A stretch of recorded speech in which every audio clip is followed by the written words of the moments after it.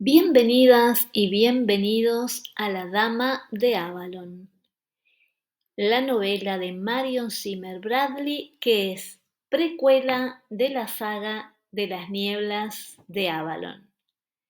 Que la disfrutes.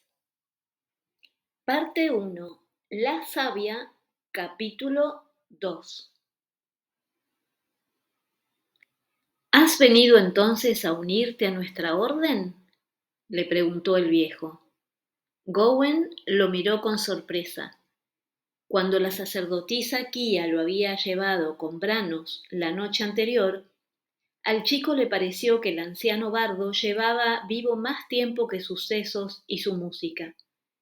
Tenía el pelo blanco y las manos tan marchitas por la edad que ya no podían tañer las cuerdas. Cuando le presentaron a Gowen, solo se movió de la cama lo suficiente para señalar un montón de pieles de cabra sobre las cuales el muchacho podía acostarse y después volvió a dormirse.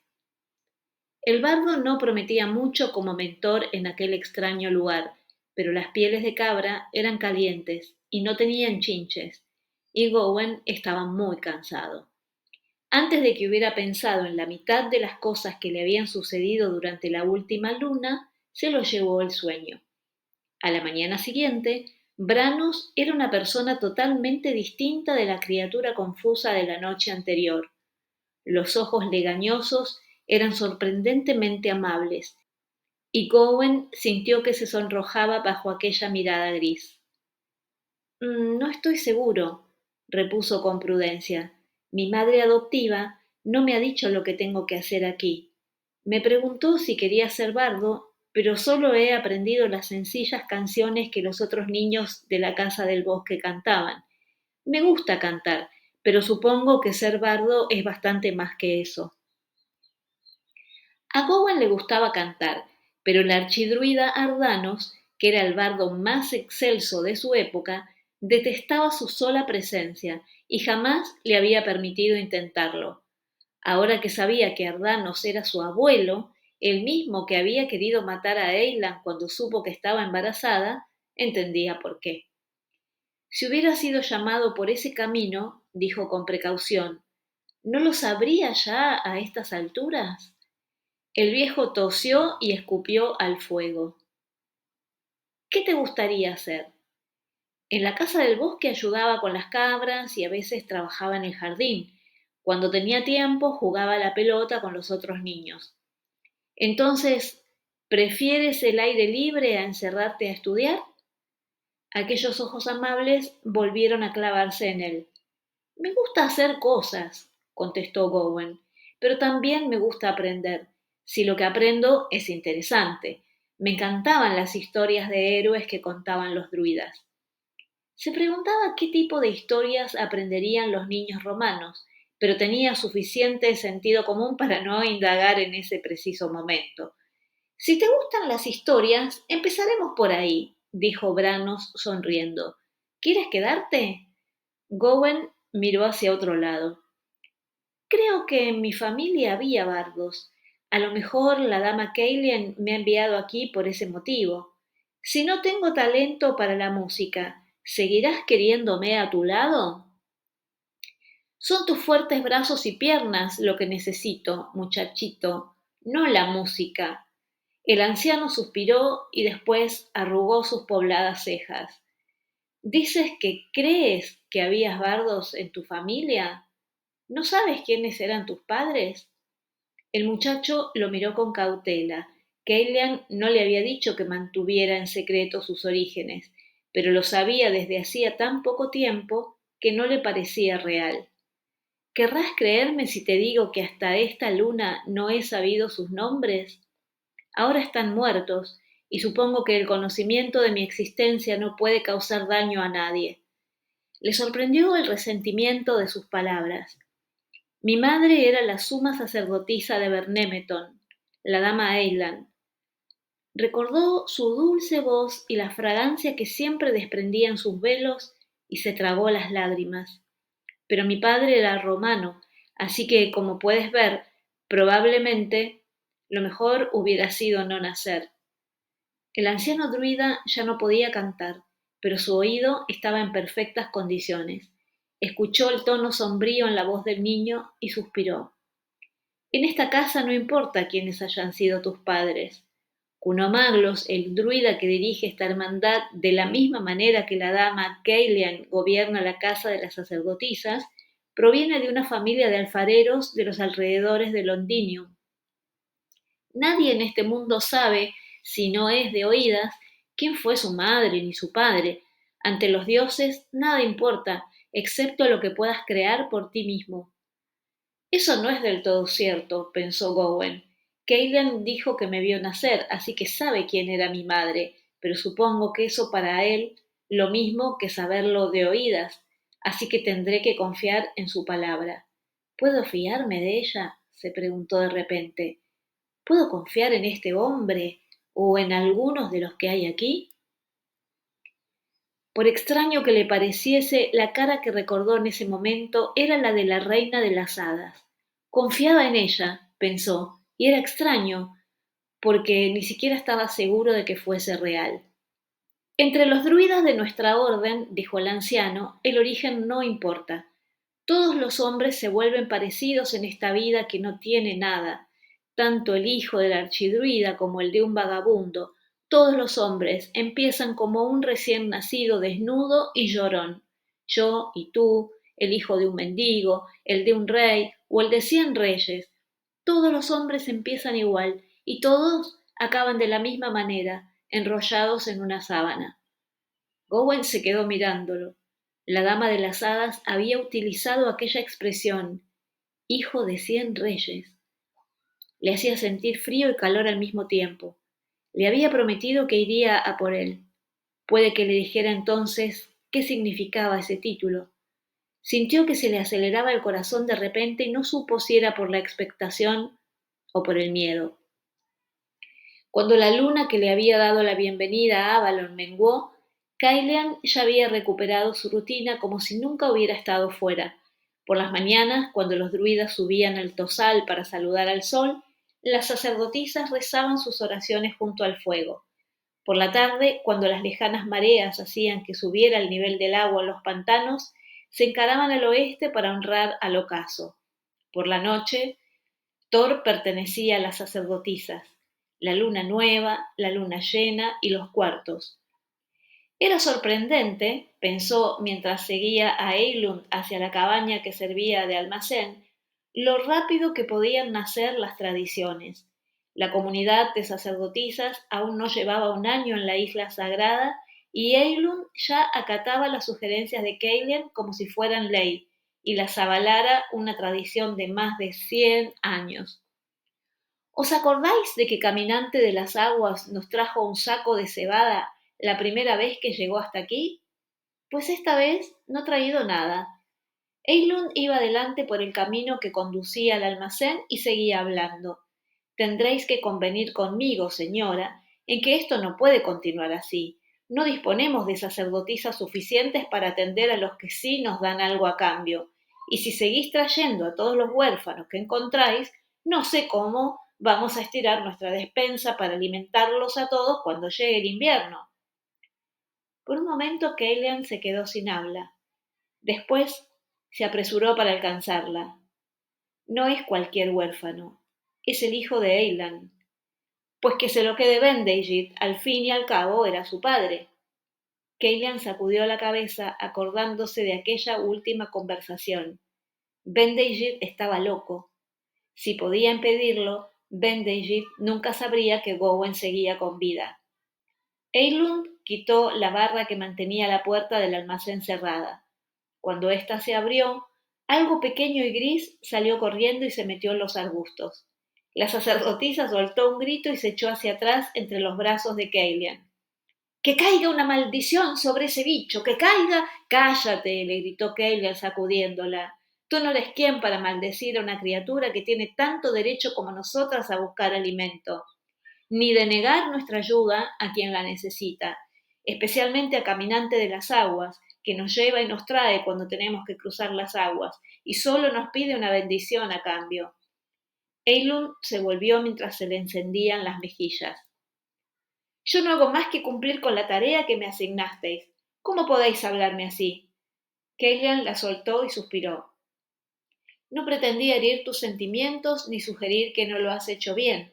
Todavía somos nuevas aquí, aún estamos aprendiendo cuáles son nuestras necesidades, pero sé que nuestra comunidad no tiene ningún sentido si solo puede subsistir a costa de que nos volvamos duras y codiciosas como los romanos. Estamos aquí para servir a la dama. ¿No podemos confiar en que ella proveerá? Eilun sacudió la cabeza, aunque su rostro estaba recuperando su color natural. ¿Le resultará de mucha ayuda a la dama que nos muramos de hambre? Mirad esto. Levantó la losa que cubría el silo y señaló. El silo está medio vacío y solo falta una luna para que llegue el invierno.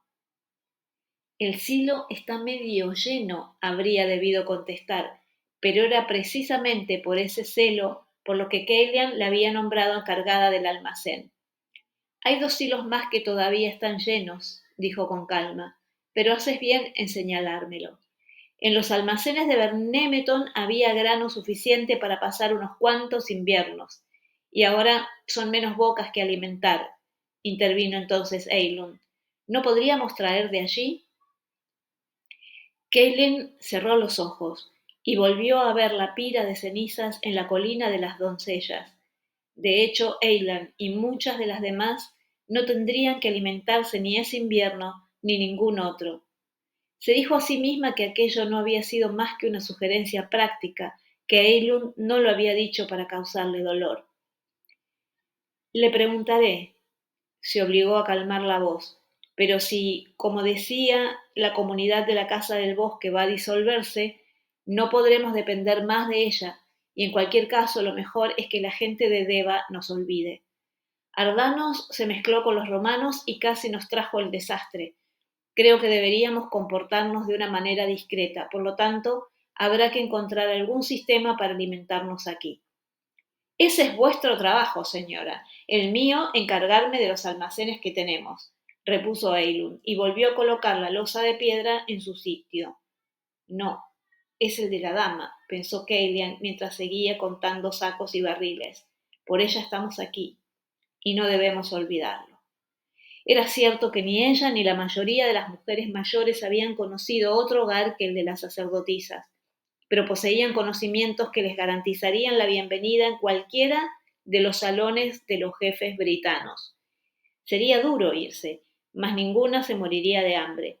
Habían ido allí a servir a la diosa porque ella las había llamado, y si la diosa quería sacerdotisas, pensó Kelian esbozando una sonrisa, ella tenía que encargarse de alimentarlas. Y yo no puedo hacerlo todo sola, dijo Eilund. Kelian se sobresaltó al darse cuenta de que los comentarios de la otra habían seguido todo el rato de ruido de fondo y levantó las cejas en un gesto de sorpresa. No esperaréis que le siga la pista a cada grano de cebada o a cada nabo, ¿no? Mandad a alguna de las jóvenes a que me ayude y se gane el jornal. Kelian frunció el entrecejo. Se le había ocurrido una idea. Un regalo de la diosa, pensó. He aquí una respuesta. Las muchachas que estudiaban con ellas aprendían deprisa y podían encontrar un lugar en cualquier casa. ¿Por qué no tomar en tutela a las hijas de hombres poderosos y enseñarles durante una temporada antes de casarse? A los romanos no les importaba lo que hicieran las mujeres y tampoco tenían por qué saberlo. Tendrás ayudantes, le dijo a Eilund. Les enseñarás a llevar una casa y Kia las iniciará en la música. Yo les contaré los antiguos relatos de nuestra gente y los druidas las tradiciones. ¿Qué cuentos crees que ellas les contarán luego a sus niños? ¿Y qué canciones les cantarán? Las nuestras, supongo. Exactamente, las nuestras, coincidió Kelian asintiendo con la cabeza. Y a los padres romanos, que ven a sus hijos solo una vez al día durante la cena, no les preocupará en absoluto. Para los romanos, lo que una mujer dice carece de importancia, pero los hijos de las mujeres educadas en Avalon pueden arrebatarles esta isla. Eilund se encogió de hombros y sonrió, entendiendo solo a medias. Sin embargo, mientras Kelian la seguía en el resto de la inspección, también su mente empezó a trabajar rápido. Una de las niñas que tenía en ese momento, la pequeña Alia, no estaba destinada a la vida de sacerdotisa. Cuando volviera a su casa, podía hacer correr la voz entre las mujeres y los druidas podrían comunicárselo a los hombres de las casas nobles que aún velaban por las tradiciones. Ni los romanos con sus ejércitos, ni los cristianos con sus peroratas sobre la condenación eterna podrían competir con las primeras palabras que un niño de pecho escucha de los labios de su madre. Roma podría controlar el cuerpo de los hombres, pero sería Avalon, pensó cada vez con más entusiasmo, la isla sagrada, a salvo entre los pantanos, la que moldearía su alma. Gowen se despertó muy temprano y se quedó tumbado en la cama. Su mente estaba demasiado activa para volver a dormirse, y el trozo de cielo que veía por la grieta del tejado de adobe de la cabaña empezaba a clarear con la salida del sol. Branos aún roncaba suavemente en la otra cama, pero fuera oyó unas toses y el rozar de tejidos. Se asomó a la ventana. Por encima de su cabeza el cielo aún estaba oscuro, pero hacia el este un resplandor arrebolado indicaba el lugar por donde saldría el sol. En la semana que llevaba en Avalon había empezado a asimilar las rutinas.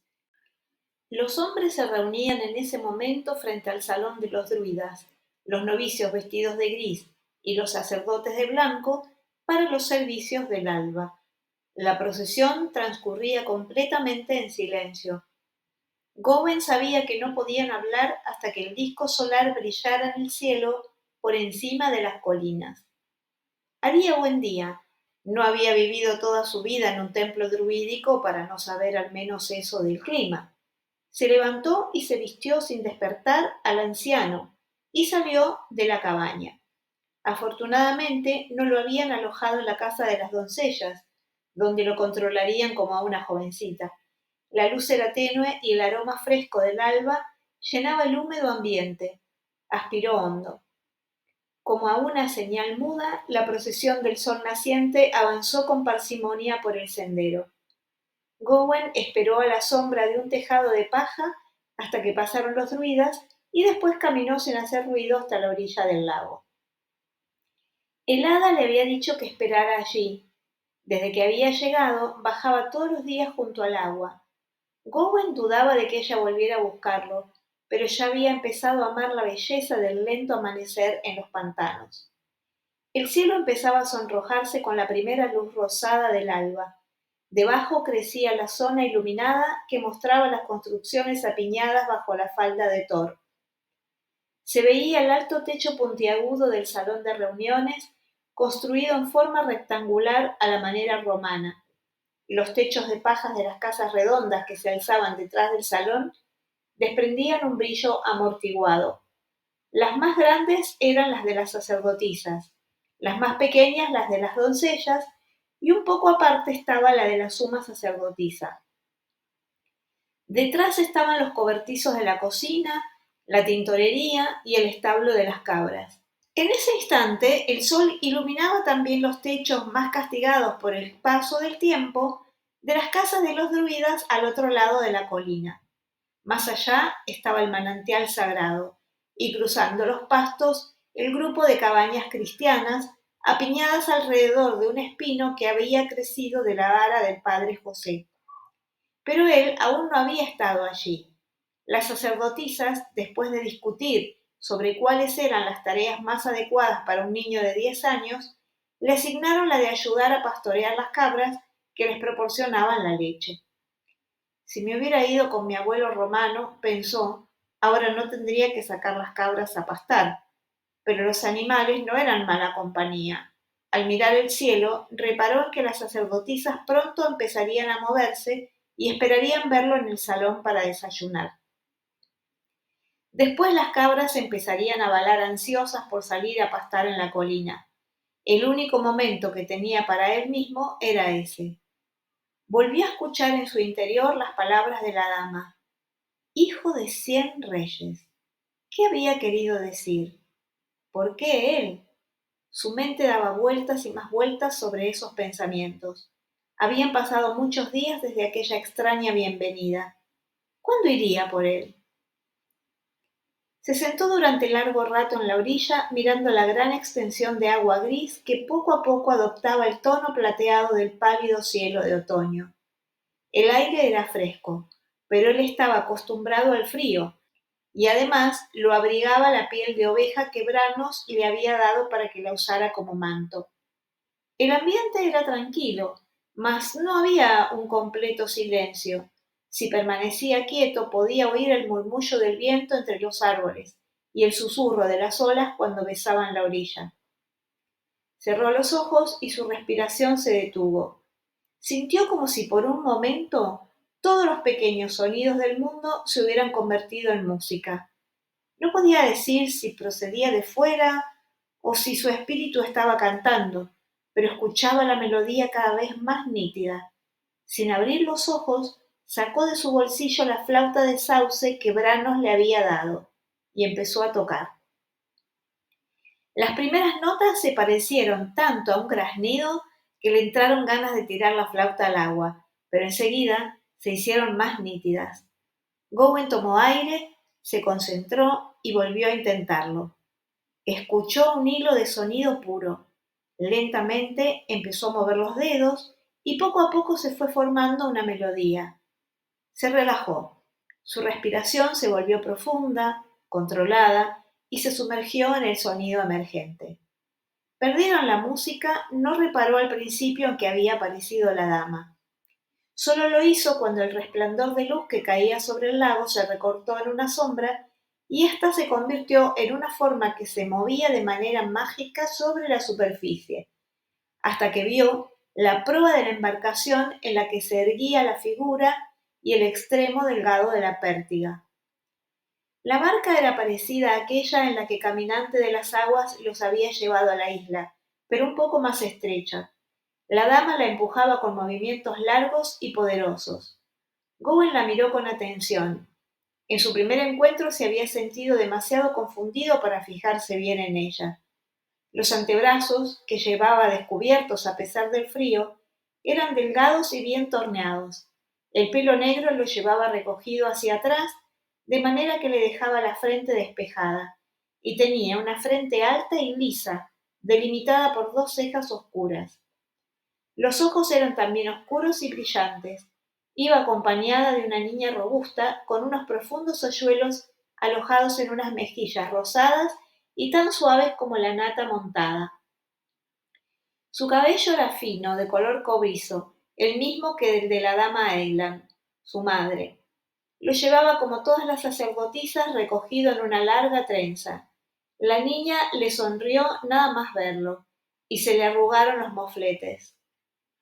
Esta es mi hija Siana, dijo la dama mirándolo con los ojos brillantes y despiertos de los pájaros. ¿Qué nombre te dieron a ti, mi señor? Mi madre me llamó Gowen, dijo. ¿Por qué vos? Las palabras de la dama se llevaron la pregunta de Gowen. ¿Sabes remar con pértiga, Gowen? No, señora, nunca me han enseñado nada sobre el agua, pero antes de que nos vayamos, bien, así no tendrás que desaprender nada. Esto al menos te lo puedo enseñar. Una vez más, sus palabras se comieron a las del niño. Pero de momento me conformo con que subas a la barca procurando que no se mueva en exceso. Mira dónde pones los pies. En esta época del año el agua está demasiado fría para darse un baño. Le tendió una mano dura como la piedra y lo sujetó en cuanto estuvo a bordo. Gowen se sentó y se agarró a la borda cuando la pértiga entró en acción. A decir verdad, lo desestabilizaba más la dama que el balanceo. Siana se rió, y la dama la silenció con su oscura mirada. Si a ti no te hubieran enseñado, tampoco sabrías hacerlo. ¿Te parece bonito reírse de la ignorancia de los demás? ¿Qué pasa con mi ignorancia? Se preguntó el niño, quien no repitió la pregunta en voz alta. A lo mejor lo haría después cuando llegaran al lugar donde lo llevaban. Es que de pronto me lo he imaginado dándose un baño inesperadamente, murmuró Siana, y en un día como hoy intentaba parecer compungida, pero volvió a reírse, y la dama sonrió con indulgencia mientras avanzaba con la pértiga por la superficie del lago. Gowen volvió a mirar a la niña. No sabía si Siana había pretendido burlarse de él, pero le gustaba cómo inclinaba los ojos cuando se reía, y decidió que no le importaba que se metiera con él. Ella era lo que más brillaba en aquella extensión de agua plateada y de cielo pálido. habría podido calentarse las manos en aquel pelo rojo. Sonrió con timidez. La sonrisa radiante que le respondió se abrió paso a través de la coraza con la que intentaba defender sus sentimientos. Hasta mucho después no comprendió que en aquel instante su corazón se había abierto hacia Ana para siempre. Pero en ese momento lo único que sabía era que tenía calor y se soltó la correa con la que se ceñía la piel de oveja. La pértiga avanzaba con suavidad por el agua a medida que el sol ascendía en lo alto. Gowen se sentó en la barca y permaneció callado contemplando a Siana. La dama no parecía tener la necesidad de hablar y la niña siguió su ejemplo. Gowen, que no se atrevía a romper el silencio, se limitaba a escuchar el esporádico canto de algún pájaro y el suave chapotear del remo. El agua estaba en calma, solo de vez en cuando se rizaba con el soplo de la brisa. El otoño había sido lluvioso y el nivel había subido. Gowen observaba las algas ondulantes que le sugerían prados anegados. Colinas y montículos asomaban a la superficie, unidos en algunos sitios por juncales. Ya era más de mediodía cuando por fin la dama acercó la barca a una playa de guijarros de una isla que al menos para Gowen no parecía distinta a las demás. La mujer bajó a tierra firme y les hizo un gesto a los niños para que la siguieran. ¿Sabes encender fuego?, le preguntó la dama a Gowen. Lo siento, dama, tampoco me han enseñado a hacer eso. Sintió que se sonrojaba. Sé cómo mantener la hoguera ardiendo, pero los druidas dicen que el fuego es sagrado y solo en las ocasiones especiales se me permitía presenciar cómo lo encendían, e incluso entonces eran los sacerdotes los que lo avivaban. Típico de los hombres, convertir en misterio lo que cualquier granjera puede hacer, dijo Siana burlándose, pero la dama sacudió la cabeza. El fuego es un misterio. Como cualquier otro poder, puede ser un peligro, un sirviente o un dios. Todo depende de cómo se use. ¿Y qué tipo de fuego vamos a hacer?, preguntó Gowen inmediatamente. El del caminante, que nos servirá para cocinar. Siana, acompáñalo y enséñale a buscar yesca. Siana lo tomó de la mano y se la apretó con sus cálidos deditos. Por aquí, ven, vamos a buscar hierba seca y hojas muertas. Cualquier cosa que prenda rápido y arda fácilmente. Ramitas como estas. Le soltó la mano y tomó un puñado. Juntos recogieron hojas secas y ramas y las apilaron en una cavidad carbonizada que había en el suelo húmedo. Cerca, en otro montón, dejaron las ramas más grandes. Ese era claramente un lugar en el que ellas ya habían estado antes. Cuando le pareció que la pila era lo suficientemente grande, la dama le mostró cómo encender fuego con una piedra y un trozo de metal que llevaba en una bolsa de piel atada a la cintura. A Gowen le parecía raro que lo obligara a realizar trabajos de criado después de haberlo tratado como un rey, pero mirando el fuego, se acordó de lo que le había dicho y por un instante entendió. Incluso un fuego para cocinar era una cosa sagrada, y puede que en aquellos días en que los romanos dominaban el mundo, hasta un rey sagrado tuviera que servir de maneras secretas y pequeñas. Poco después una alegre hoguera empezó a escupir lenguas de fuego que la dama alimentó con ramas cada vez más grandes. Cuando ya ardía bien, se acercó a la barca y sacó de una bolsa una liebre sin cabeza. Con un pequeño cuchillo de piedra la despellejó y destripó. La ensartó en una vara verde y la puso sobre el fuego que empezaba a estabilizarse y a hacer brasas. Al poco, la grasa de la liebre empezó a chisporrotear sobre el fuego, y el estómago de Gowen rugió al percibir el olor. Entonces se dio cuenta de que se había saltado el desayuno. Cuando la carne estuvo hecha, la dama la cortó con el cuchillo y le dio la mitad a cada niño. Ella no tomó nada. Gowen la devoró con ansiedad. Cuando terminaron, la dama les enseñó dónde enterrar los huesos y la piel. Señora, le dijo Gowen mientras se limpiaba las manos en la túnica, gracias por la comida, pero aún no sé qué queréis de mí. Ahora que hemos comido, ¿me responderéis? Ella lo miró durante un rato. Crees que sabes quién eres, pero no lo sabes en absoluto. Como ya te he dicho, soy tu guía. Te ayudaré a encontrar tu destino. Se subió a la barca e hizo una señal para que la imitaran. ¿Y qué hay de los 100 reyes? Quiso preguntar, pero no se atrevió. Esta vez el hada condujo a la barca hacia el lago abierto, donde las aguas que procedían del río abrían un canal entre los pantanos.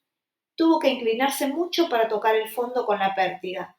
La isla hacia la que se dirigían era grande y estaba separada de los terrenos más elevados que había al oeste por un estrecho canal. Camina en silencio, le dijo cuando alcanzaron la orilla. Los condujo por un camino entre los árboles. Desde el principio del otoño el suelo estaba cubierto de hojas y no era fácil andar entre los árboles, y menos en silencio, pues las hojas secas crujían bajo los pies desprevenidos. Gowen estaba demasiado concentrado en sus movimientos como para preguntarse a dónde se dirigían. El hada avanzaba sin hacer ruido, y Siana se movía casi con la misma discreción, lo cual hacía que se sintiera como un buey, pesado y torpe. De pronto la dama alzó un brazo para que se detuviera, y él lo agradeció. Con cuidado apartó una rama de castaño y quedó a la vista un pequeño prado donde pastaban ciervos rojos. Estudia a los ciervos, Gowen. Debes aprender sus costumbres, le dijo en voz baja. En verano no los encontrarás aquí. En esa época se pasan todo el día tumbados para protegerse del calor y salen solo al atardecer para alimentarse. Pero ahora saben que tienen que comer todo lo que puedan antes de que llegue el invierno. Una de las primeras obligaciones de un cazador es conocer las costumbres de los animales que persigue. Gowen se atrevió a preguntar en voz baja: ¿Voy a ser cazador, señora? Ella no contestó inmediatamente. No importa lo que vayas a hacer, dijo en el mismo tono. Lo que importa es lo que eres. Eso es lo que tienes que aprender. La manito de Siana tiró de él para que se agarrara en un hoyo en la hierba. Observaremos a los ciervos desde aquí, susurró. Así lo veremos todo. Gowen estaba en silencio a su lado, tan cerca de ella, que de pronto fue consciente de una manera muy intensa de que Siana era una chica y además de su misma edad. Pocas veces había visto, y mucho menos tocado, a una muchacha como ella. Eilan y Kayleigh, con quienes había tenido contacto toda su vida, no le parecían exactamente mujeres. De repente se acordó de cosas que había oído desde siempre sin entenderlas. Casi abrumado por todo ese saber repentino, notó que se sonrojaba y escondió la cara en la hierba fresca. Podía oler el aroma húmedo del pelo de Siana y el fuerte olor de su falda curtida.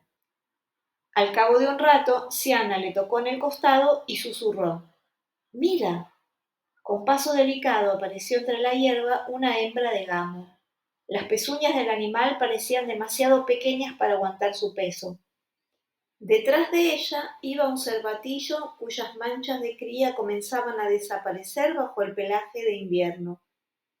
El animalito seguía los pasos de su madre, pero en comparación con la elegancia de los de ella, los suyos eran uno torpe y otro lleno de gracia. Como yo, pensó Gowen, y sonrió. El niño observó cómo los ciervos se desplazaban en parejas y se detenían a olisquear el viento. Entonces, tal vez porque les había asustado algún ruido que Gowen no había oído, la hembra levantó la cabeza y echó a correr. El cervatillo al principio se quedó rígido en el claro, inmóvil durante unos segundos, pero de repente salió corriendo detrás de su madre. Gowen tomó aire. Hasta ese momento no se había percatado de que estaba conteniendo la respiración. Eilan, mi madre, pensó, y no era la primera vez que lo pensaba. Era como esa hembra. Estaba tan ocupada en su cargo de suma sacerdotisa que no se daba ni cuenta de que yo estaba allí y menos de quién o qué era.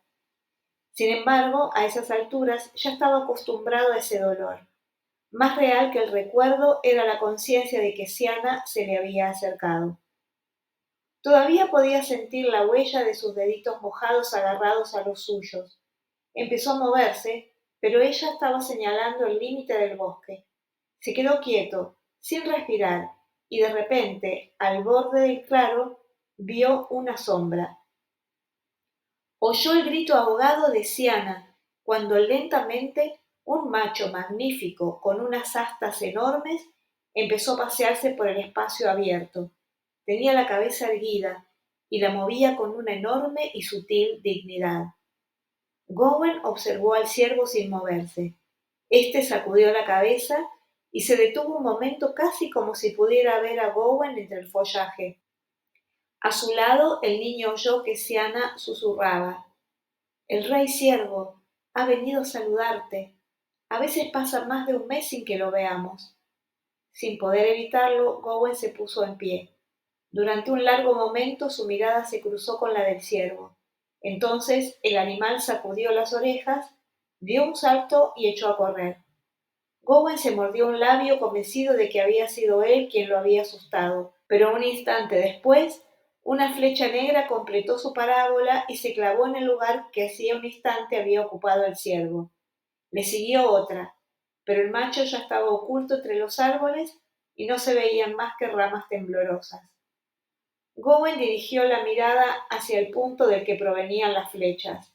Desde detrás de los árboles salieron dos hombres que se protegían de los rayos del sol con la mano. ¡Deteneos! Las palabras salieron de los labios de la dama, pero la voz parecía proceder de todas partes. Los cazadores se detuvieron de golpe y miraron a su alrededor. «Esa presa no es vuestra». «¿Quién prohíbe?», empezó el más alto de los dos, pero el otro se hizo el signo contra el mal y murmuró que se callara. «El bosque lo prohíbe, y la diosa que da vida a todo. Podéis cazar otros ciervos, pero no este. ¿Cómo osáis amenazar al rey ciervo? Marchad y buscad otro rastro». Los dos hombres se echaron a temblar. Sin atreverse a reclamar la flecha siquiera, se dieron la vuelta y se fueron haciendo crujir la maleza por la que habían aparecido. La dama salió entonces de la sombra de un inmenso roble y les hizo a los niños una señal. «Tenemos que volver», dijo. «Ya casi va a oscurecer. Me alegro de que hayamos visto al rey ciervo. Es lo que quería que vieras, Gowen, la razón por la que te he traído hasta aquí». Gowen empezó a hablar, pero luego se lo pensó mejor, de modo que la reina le preguntó: «¿Qué sucede? Tú siempre puedes decirme lo que piensas.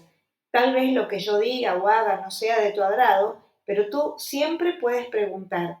Si es algo que no puedo hacer o consentir, yo te explicaré el porqué. ¿Por qué habéis impedido que esos dos hombres cazaran al ciervo? ¿Y por qué os han obedecido? Son gentes de esta tierra, y no son tan insensatos como para desobedecerme. Ningún cazador de la antigua estirpe tocaría al ciervo conscientemente. Al rey ciervo solo puede matarlo el rey». «Pero no tenemos rey», susurró Gowen, consciente de que se acercaba a una respuesta y no muy seguro de si quería conocerla. «No de momento», coincidió ella. «Vamos», añadió y tomó el camino por el que habían llegado hasta allí. Gowen dijo con pena: «Ojalá no tuviera que regresar. En Thor no soy sino una carga indeseada». Para sorpresa de Gowen, la dama no lo tranquilizó inmediatamente acerca de las buenas intenciones de sus tutoras. Estaba acostumbrado a que los adultos confirmaran lo que otros adultos decían.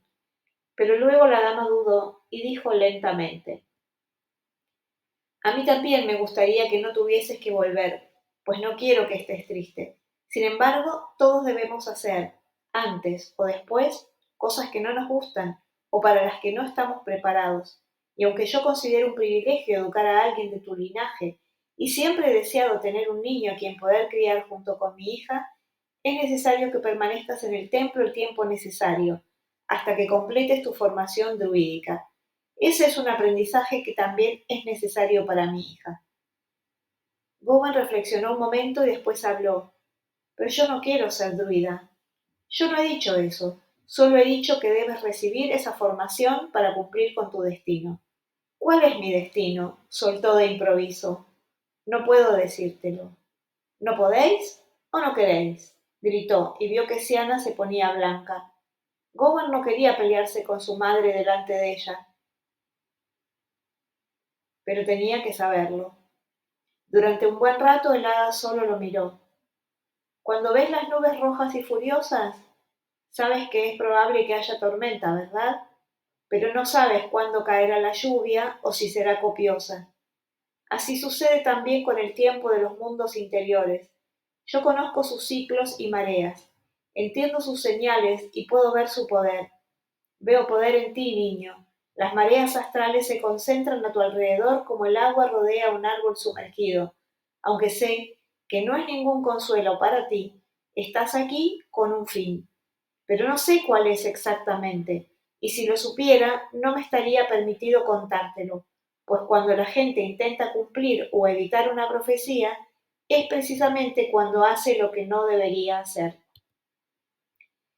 Gowan le escuchó sin demasiada esperanza, pero una vez que terminó de hablar, le preguntó: ¿Entonces volveré a veros, señora?